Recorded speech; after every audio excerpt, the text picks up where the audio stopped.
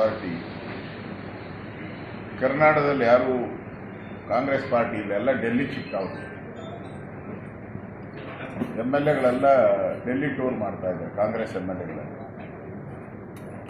ಅಂದರೆ ಇಲ್ಲಿರೋ ನಾಯಕತ್ವ ಸರಿ ಇಲ್ಲ, ಇಲ್ಲಿ ನಾಯಕತ್ವಕ್ಕೆ ಬೆಲೆ ಇಲ್ಲ. ಮುಖ್ಯಮಂತ್ರಿ ಉಪಮುಖ್ಯಮಂತ್ರಿ ಕಚ್ಚಾಡ್ತಾರೆ, ನಮಗೆ ನ್ಯಾಯ ಸಿಗಲ್ಲ ಅಂತ ಹೇಳಿ ಈ ನಾಯಕತ್ವವನ್ನು ಧಿಕ್ಕಾರಿಸಿ ಡೆಲ್ಲಿಗೆಲ್ಲ ಹೋಗ್ತಾ ಇದ್ದಾರೆ. ಅಂದರೆ ಈ ನಾಯಕತ್ವಕ್ಕೆ 3 ಪೈಸದ ಬೆಲೆನೂ ಇದ್ದಂಗಾಗಿದೆ ಅನ್ನೋದು ಇದರಿಂದ ಸ್ಪಷ್ಟ ಆಗಿದೆ.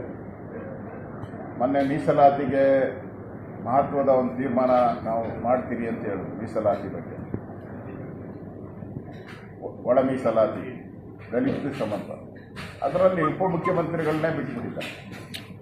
ಅವರೇ ಇಲ್ಲ, ಅವ್ರ ಡೇಟ್ ನೋಡಿ ತಾನೇ ಮಾಡಬೇಕಾಯ್ತು. ಮುಖ್ಯಮಂತ್ರಿ ಉಪಮುಖ್ಯಮಂತ್ರಿ ಡೇಟ್ ನೋಡಿ ಕ್ಯಾಬಿನೆಟ್ ಮೀಟಿಂಗ್ ಮಾಡಬೇಕಾಯ್ತು. ಪರ್ಪಸ್ಲಿ ಗೊತ್ತಿದ್ದರೂ ಕೂಡ DK ಶಿವಕುಮಾರ್ ಅವರು ಡೆಲ್ಲಿಯಲ್ಲಿದ್ದಾರೆ ಅಂತ ಗೊತ್ತಿದ್ದರೂ ಕೂಡ ಕ್ಯಾಬಿನೆಟ್ ಮೀಟಿಂಗ್ ಮಾಡಿದ್ದಾರೆ. ಅಂದರೆ ಇದು ಬಣ ಆಗಿದೆ, 2 ಬಣ ಒಡೆದೋಗಿದೆ, ಇದು ಸೇರಲಾಗದ ಬಣ ಅನ್ನೋದು ಸ್ಪಷ್ಟ ಆಗಿದೆ. ಅದರಿಂದ ಕರ್ನಾಟಕದಲ್ಲಿ ಸರ್ಕಾರ ಒಂದು ರೀತಿ ಸತ್ತ ಸರ್ಕಾರ. ದಿನ ಇಲ್ಲಿ MLAಗಳು ಏರಿಯಾದಲ್ಲಿ ಕೆಲಸ ಮಾಡಬೇಕು. ಬರಗಾಲ ಬಂದಿದೆ, ಕುಡಿಯೋ ನೀರಿಗೆ ಹಾಹಾಕಾರ ಇದೆ, 42 ಡಿಗ್ರಿವರೆಗೂ ಉಷ್ಣಾಂಶ ಹೋಗಿದೆ. ಕೆಲವರು ಜನ ಪ್ರಾಣನೂ ಬಿಡ್ತಾ ಇದ್ದಾರೆ. ದನಕರುಗಳಿಗೆ ನೀರಿಲ್ಲ, ಪಶು ಪಕ್ಷಿಗಳಿಗೆ ನೀರಿಲ್ಲ, ಜನರ ಕುಡಿಯೋಕ್ಕೆ ನೀರಿಗೆ ಹಾಹಾಕಾರ. ಇಂಥ ಸಂದರ್ಭದಲ್ಲಿ ಕಾಂಗ್ರೆಸ್ MLAಗಳು DK ಶಿವಕುಮಾರ್ ಅವರು ಎಲ್ಲ ಡೆಲ್ಲಿ ಯಾತ್ರೆಗಳನ್ನು ಮಾಡ್ತಾ ಇದ್ದಾರೆ. ಇದು ಜನ ವಿರೋಧಿ ಸರ್ಕಾರ ಅಂತಾರೆ, ಜನರ ಪಾಲಿಗೆ ಸತ್ತೋಗಿರೋ ಸರ್ಕಾರ ಅಂತಾರೆ. ಇಂಥ ಕಷ್ಟದ ಸಂದರ್ಭದಲ್ಲಿ ಈಗಾಗಲೇ ಮೀಟಿಂಗ್ ಮಾಡಬೇಕಾಯಿತು, 1 ತಿಂಗಳಿಂದನೇ ಮೀಟಿಂಗ್ ಮಾಡಬೇಕಾಯಿತು. ಕುಡಿಯೋ ನೀರು ಸಮರ್ಪಕವಾಗಿ ಯಾವ್ಯಾವ ಕಾನ್ಸ್ಟಿಟ್ಯೂನ್ಸಿಗೆ ಎಷ್ಟೆಷ್ಟು ಬೋರ್ವೆಲ್ಗಳನ್ನು ಕೊಟ್ಟಿದ್ದೀರಾ, ಕುಡಿಯೋ ನೀರಿಗೆ ಏನು ವ್ಯವಸ್ಥೆ, ಹಣ ಬಿಡುಗಡೆ ಮಾಡಿದ್ದೀರಾ? ಇದುವರೆಗೂ 1 ಪೈಸೆ ಹಣ ಬಿಡುಗಡೆ ಮಾಡಿಲ್ಲ ಕುಡಿಯೋ ನೀರಿಗೆ. ಬರಗಾಲ ಬಂದಿದೆ, ಕುಡಿಯೋ ನೀರಿಗೆ 1 ಪೈಸೆ ಹಣ ಕೂಡ ಬಿಡುಗಡೆ ಮಾಡಿ. ಹರಿಯಾಣದಲ್ಲಿ, ಹಿಮಾಚಲ್ ಪ್ರದೇಶದಲ್ಲಿ ಇದೆ ಕಾಂಗ್ರೆಸ್ ಸರ್ಕಾರ, ಅಲ್ಲಿ ಸಂಬಳನೇ ಕಟ್ ಮಾಡಿಬಿಟ್ಟಿದ್ದಾರೆ. ತೆಲಂಗಾಣದಲ್ಲಿ ಸಂಬಳನೇ ಕಟ್ಟು, ಹಿಮಾಚಲ್ ಪ್ರದೇಶದಲ್ಲಿ ಸಂಬಳ 30%, 40% ಸಂಬಳನೇ ಕಟ್ ಮಾಡಿದ್ದಾರೆ. ಕರ್ನಾಟಕದಲ್ಲೂ ಅದೇ ಸ್ಥಿತಿ ಬರೋ ಲಕ್ಷಣಗಳು ಕಾಣ್ತಾ ಇದೆ. ನಾನು ಸರ್ಕಾರಕ್ಕೆ ಆಗ್ರಹ ಮಾಡ್ತಾ ಇದ್ದೀನಿ, ಕೂಡಲೇ ಕುಡಿಯೋ ನೀರಿಗೆ ಪ್ರತಿ ಕಾನ್ಸ್ಟಿಟ್ಯೂನ್ಸಿಗೂ ಮಿನಿಮಮ್ 10 ಕೋಟಿ ರೂಪಾಯಿ ಹಣವನ್ನು ಬಿಡುಗಡೆ ಮಾಡಬೇಕು. ಎಲ್ಲ ವಿಧಾನಸಭಾ ಕ್ಷೇತ್ರಗಳಿಗೂ 10 ಕೋಟಿ ಹಣವನ್ನು ಕುಡಿಯೋ ನೀರಿಗೋಸ್ಕರ, ಬೋರ್ವೆಲ್ಗಳನ್ನು ಡ್ರಿಲ್ ಮಾಡೋಕ್ಕೆ, ಪೈಪ್ಲೈನ್ ಹಾಕುವಂಥದ್ದಕ್ಕೆ ಇಮಿಡಿಯೇಟಾಗಿ ಹಣವನ್ನು ಬಿಡುಗಡೆ ಮಾಡಬೇಕು. ಇಮಿಡಿಯೇಟಾಗಿ ಗೋಶಾಲೆಗಳನ್ನು ನಿರ್ಮಾಣ ಮಾಡಬೇಕು, ಮೇವುಗಳನ್ನು ಸಂಗ್ರಹಣೆ ಮಾಡಬೇಕು. ಈಗಾಗಲೇ ಹವಾಮಾನ ವರದಿ ಪ್ರಕಾರ ಮಳೆ ಬರುವಂಥ ಲಕ್ಷಣಗಳು ಕಡಿಮೆ ಇದೆ ಇಡೀ ದೇಶದಲ್ಲೇ. ಆದ್ದರಿಂದ ಕರ್ನಾಟಕ ಸರ್ಕಾರ ಜನರ ಪಾಲಿಗೆ ಬದುಕಿದ್ದೀರಾ ಅಂದರೆ ಹಣ ಬಿಡುಗಡೆ ಮಾಡಿ.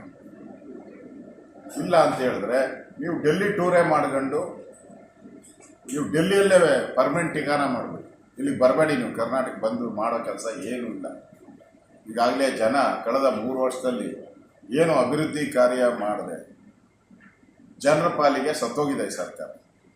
ಇನ್ನು ಇರೋ ಅಂಥ 2 ವರ್ಷ ಅದನ್ನು ಡೆಲ್ಲಿಯಲ್ಲಿ ಕಳೀತಾ ಇದ್ದಾರೆ. ಈಗಾಗಲೇ ಎಲ್ಲ MLAಗಳು ಡೆಲ್ಲಿ ಟೂರ್ ಮಾಡಿ ಒಂದು ಕಡೆ ಸಿದ್ದರಾಮಯ್ಯನ ಇಳಿಸೋವಂಥ ಒಂದು ಗ್ಯಾಂಗು ಡೆಲ್ಲಿಗೆ ಹೋಗ್ತಾ ಇದೆ, ಇನ್ನೊಂದು ಕಡೆ DK ಶಿವಕುಮಾರ್ನ ಕಾಂಗ್ರೆಸ್ ಅಧ್ಯಕ್ಷ ಸ್ಥಾನದಿಂದ ಇಳಿಸುವಂಥದ್ದಕ್ಕೆ ಇನ್ನೊಂದು ಟೀಮ್ 40 ಜನ ಮತ್ತೆ ಹೋಗ್ತೀರಿ ಅಂತ ಹೇಳ್ತಾ ಇದ್ದಾರೆ.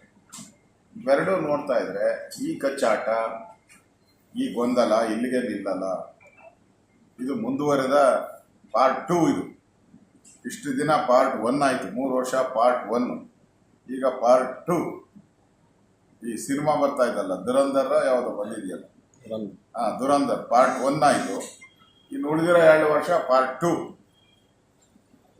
ಹಂಗೆ ಈ ಸರ್ಕಾರ ಲಂಗೋಲ ಮಾಲಿಗೆ ನಡೀತಾ ಇದೆ. ಘೋಷಣೆ ಮಾಡಿದ್ದಾರೆ, ಇಲ್ಲ ಬಿಡುಗಡೆನೆ ಮಾಡಿಲ್ಲ. ಇನ್ನ ಹಣ ಎಲ್ಲಿ ಬಿಡುಗಡೆ ಮಾಡಿದ್ರೆ ನಮ್ಮ ಕ್ಷೇತ್ರಕ್ಕೆಲ್ಲ ಬರಬೇಕಾಯ್ತಲ್ಲ ದುಡ್ಡು. ನಾನು ಮೊನ್ನೆನೂ ಮೀಟಿಂಗ್ ಕರೆದಿದ್ದೆ, 2 ದಿನದಿಂದ ಮೀಟಿಂಗ್ ಕರೆದಿದ್ದೆ ಕುಡಿಯೋ ನೀರಿಗೆ. ಏನು ಹಣ ಬಿಡುಗಡೆ ಮಾಡಿದ್ದು ನನಗೆ ಯಾರೋ ಅಧಿಕಾರಿಗಳು ಮಾಹಿತಿ ಕೊಟ್ಟಿಲ್ಲ. ಬಿಡುಗಡೆ ಮಾಡಿದರೆ ಸರ್ಕಾರದ ಆದೇಶ ಎಲ್ಲಿದೆ? ಸರ್ಕಾರದ ಆದೇಶ ಎಲ್ಲಿದೆ? ಫೈನಾನ್ಸ್ ಡಿಪಾರ್ಟ್ಮೆಂಟ್ ಅವರು ಅದು ಒಪ್ಪಿಗೆ ಕೊಟ್ಟಿದ್ದಾರ? ಫೈನಾನ್ಸ್ ಡಿಪಾರ್ಟ್ಮೆಂಟ್ ಒಪ್ಪಿಗೆ ಕೊಟ್ಟು ಹಣ ಕಾನ್ಸ್ಟಿಟ್ಯೂಯೆನ್ಸಿಗಳಿಗೆ ಬಿಡುಗಡೆ ಆದರೆ ಅದು ಹಣ ಬಿಡುಗಡೆ ಆದಂಗೆ. ಹೇಳಿಕೆಗಳಿಂದ ಏನೂ ಆಗಲ್ಲ. ನಿರ್ಭೀತ, ನಿಷ್ಪಕ್ಷಪಾತ, ವಿಶ್ವಾಸಾರ್ಹ ಸುದ್ದಿಗಳಿಗೆ ಮತ್ತೊಂದು ಹೆಸರಾಗಿರುವ ನ್ಯೂಸ್ 18 ಕನ್ನಡ ಈಗ ಆಪ್ನಲ್ಲೂ ಲಭ್ಯವಿದೆ. ದಯವಿಟ್ಟು ಇಲ್ಲಿರುವ QR ಕೋಡ್ ಸ್ಕ್ಯಾನ್ ಮಾಡಿಕೊಂಡು ಆಪ್ ಡೌನ್ಲೋಡ್ ಮಾಡೋದಕ್ಕೆ ಮರಿಬೇಡಿ. ನಿಮ್ಮ ಬೆಂಬಲ ಹೀಗೆ ಸದಾ ನಮ್ಮೊಂದಿಗಿರಲಿ. ಧನ್ಯವಾದ.